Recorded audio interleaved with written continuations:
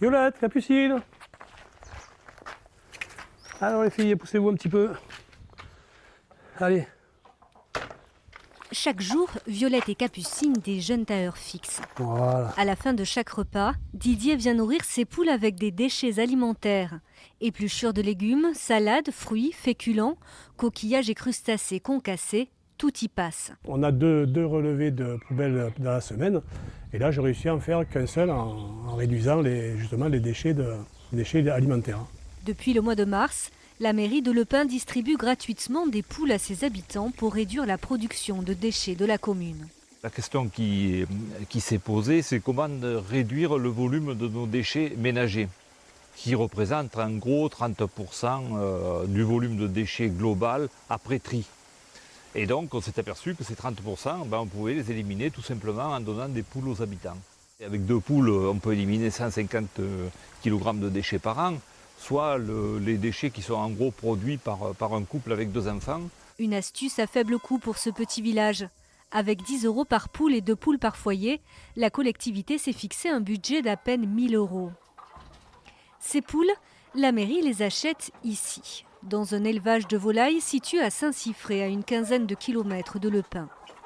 C'est la commune qui a démarché l'entreprise en mars dernier et le directeur a vu dans cette démarche une belle opportunité pour élargir son réseau de distribution. On a des zones où on est moins présent, comme le sud de Nîmes, la région d'Alès où on est peu présent. Par ce biais-là, ça nous permettrait de nous faire connaître de par des particuliers. Se faire connaître du particulier, ça peut avoir d'autres intérêts aussi sur d'autres volailles, puisqu'on fait des volailles prêtes à cuire pour les fêtes de fin d'année. Donc quelqu'un qui peut acheter une poule à un moment donné de l'année, peut-être peut se retrouver à venir acheter un chapon, une dinde ou une oie à Noël. Car une demande croissante de poules dans le Garaudagnin, Thierry y croit. Bonjour madame, je suis missionné par la communauté d'agglomération du Gard pour la mise en place de nouvelles procédures sur les ordures ménagères. Depuis le mois de mars, le Garaudagnin passe dans les 33 000 foyers du territoire pour informer la population du passage à la redevance incitative.